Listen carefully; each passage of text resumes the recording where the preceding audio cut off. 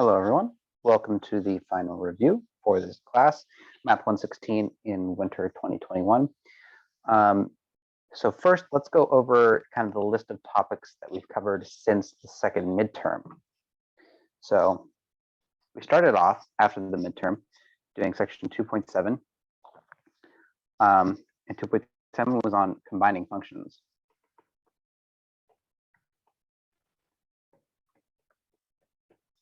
And the way we combined functions was mainly by addition, subtraction, multiplication, and division. And we also combined functions using composition. That was the, that O sort of thing.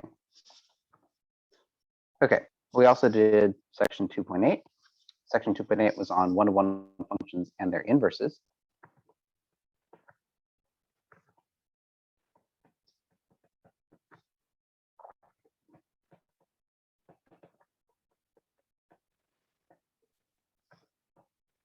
And in particular, in that section, we talked about the horizontal line test.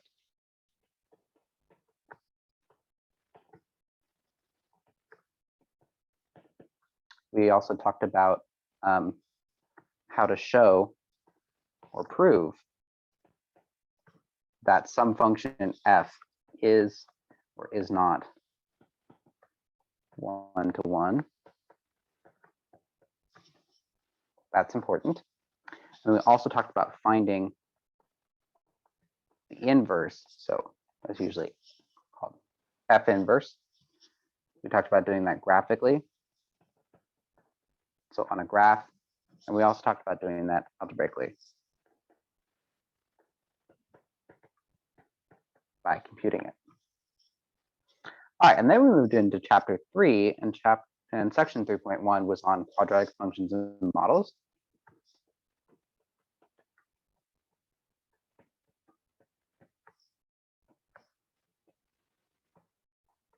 And in that section, we particularly focused on standard form. And that was the kind of stuff that you needed to use completing the square for. We also talked about the vertex formula. And these are important because these concepts can be used to find where like a parabola is lowest or highest, which can be important for word problems. And then section 3.2 was on polynomial functions and graphs.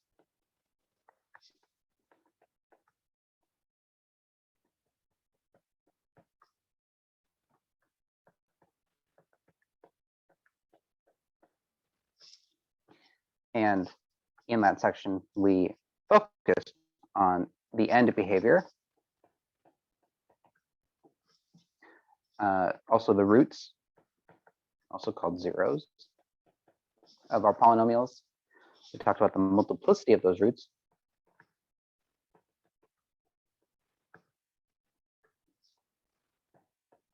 And we also talked about using test points. And then using kind of all of these 4 ideas in graphing polynomials in particular. Okay, so let's maybe do some review problems. I asked some of your classmates what they wanted to see, and the 2 things that came up that they wanted to see again were another mixture problem, because mixture problems are hard, totally get that. And then they also wanted to see another example of how to get a quadratic in standard form, doing that sort of completing the square kind of stuff. So let's start off with the mixture problem review.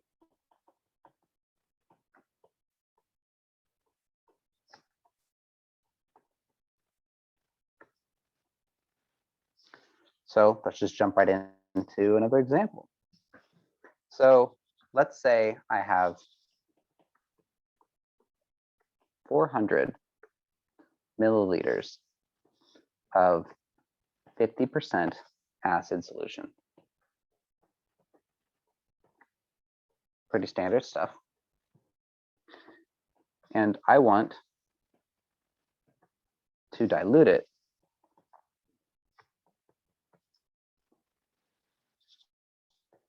down to 20% acid solution.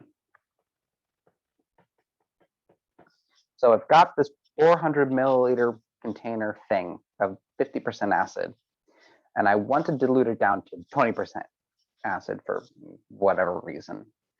But all I have is 10% acid.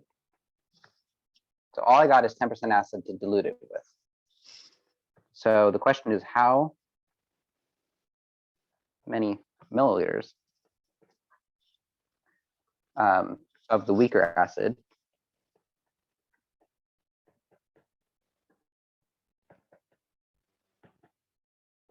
should I add to my 400 milliliters of the stronger 50% acid to get the desired 20% acid? So it's a long statement, but I've got 400 milliliters of this 50% acid solution. I want to dilute it down to 20%. All I've got at my disposal is this 10% acid. So how much of this 10% acid do I need to add to my 400 milliliters to get my my percentage that I want, 20%? So as usual with these mixture problems, I like doing a picture. So let's say that this thing here is my acid.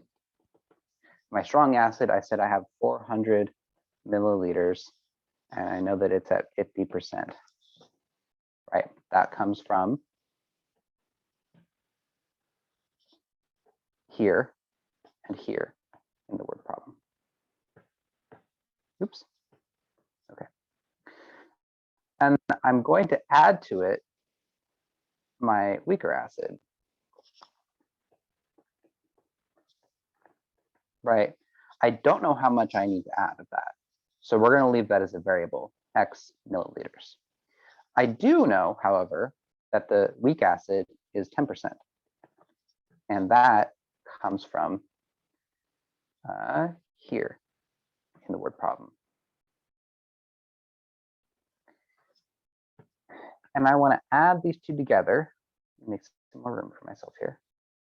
I'm going to add these two things together so that I end up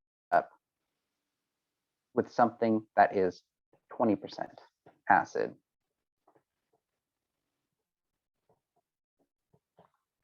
And as far as how much volume, it's going to be however much this is, plus however much this is, because we're just kind of pouring them together. So it's going to end up being 400 plus X milliliters. Alrighty. So to convert this drawing that we just did into an equation, remember we have like percent times volume plus percent times volume equals percent times volume. So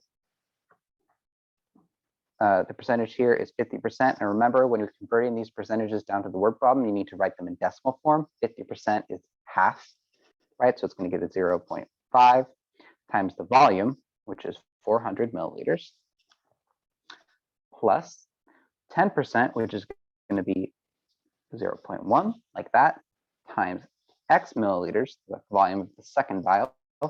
And then for the third one, the percent is 20, which gets converted down to 0.2. And that's going to be times the volume, which is 400 plus X. All right, so now we just have to kind of simplify and solve for X. So 0.5 times 400, that's 200. And then plus, we'll leave this at 0.1 times X equals. And then what I'm going to do is I'm going to distribute this into the parentheses like that. And so 0.2 times 400, we do out some of the math, that comes out to 80 plus, and then I'm just going to leave it as 0.2 times X. So now if we subtract 0.1 X from both sides, we get, oops, something fell. So if we subtract 0.1 X from both sides, these two cancel out. We get 200 plus or not plus, sorry, that canceled out. We just get 200 equals 80, and then 0.2x minus 0.1x leaves you with plus 0.1x. And then I'm also going to subtract 80 from both sides, and then I get 120 equals, these two cancel out, 0.1x. Now to find x, I need to divide both sides by 0.1, like so. Those cancel out, and we get that x is equal to 1200. So, in conclusion, our final answer is 120 milliliters of 10% solution must be added.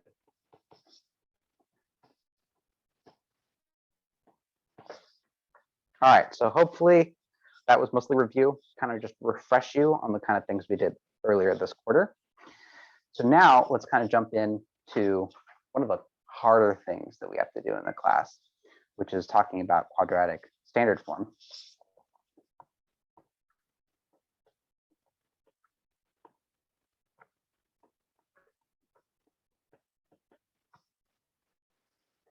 So if you remember from lecture, that the standard form looks like f of x equals some number a times x minus h, some number h, and that parentheses is squared plus some number k.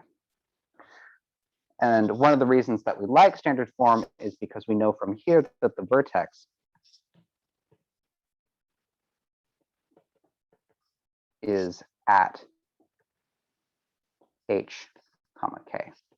Now just make sure that you pay attention to the fact that this is a minus and this is a plus, because that will affect your final answer. And we'll see that in the example that I'm about to do. So the real trick is taking some quadratic, some parabola, and writing it in standard form. And we've seen that before.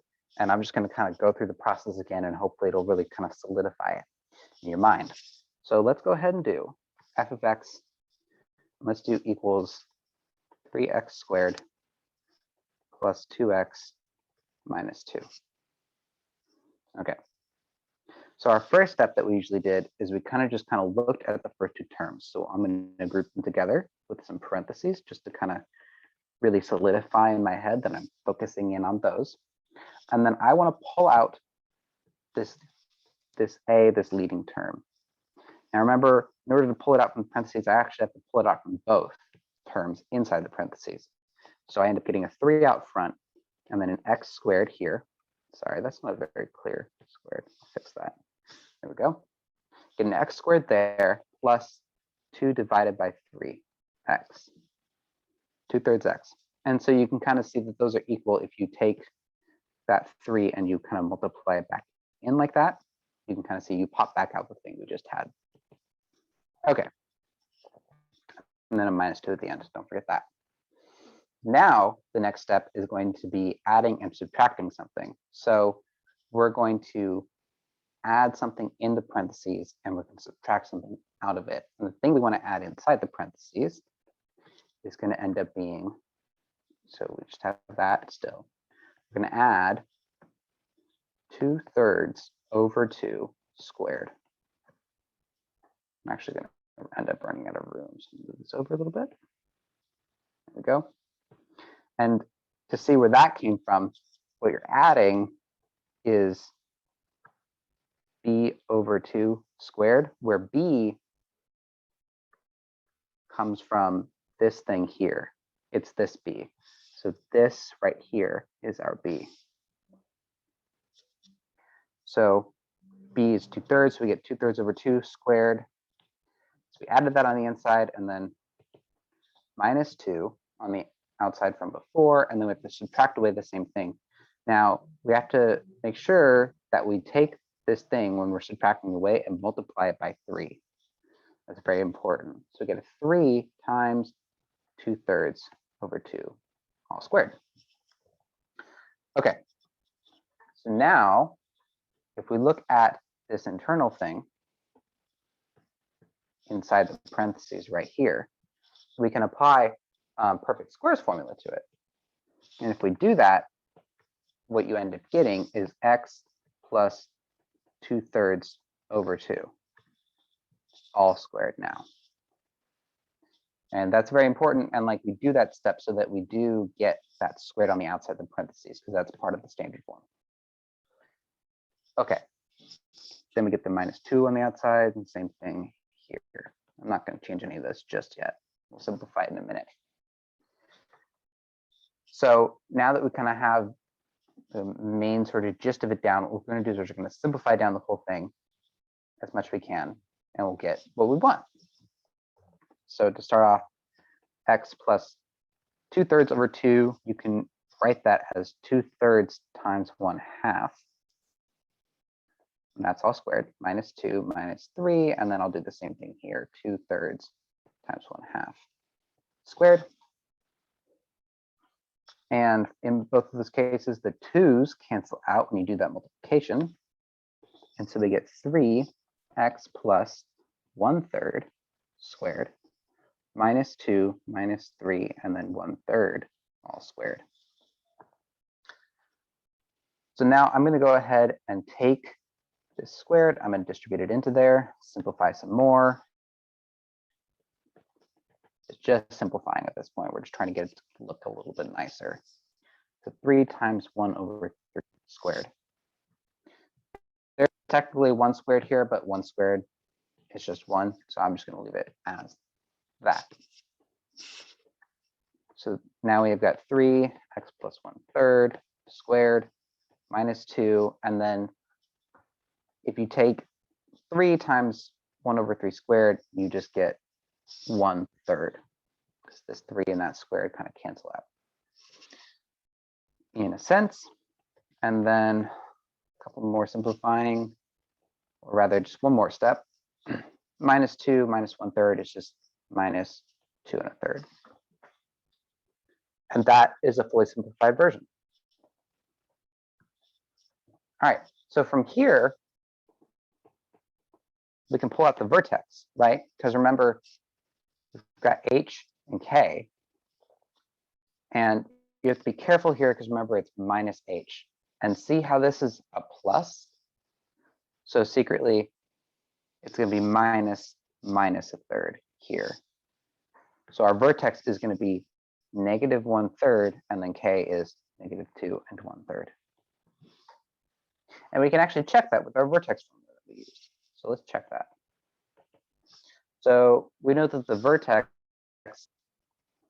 at least its x coordinate, is going to be at x equals -b over 2a, right? So in this case, like if we go all the way back up to our example here, we see that b is 2 and a is 3. So if we go back down here, let's write that out. B is 2, a is 3.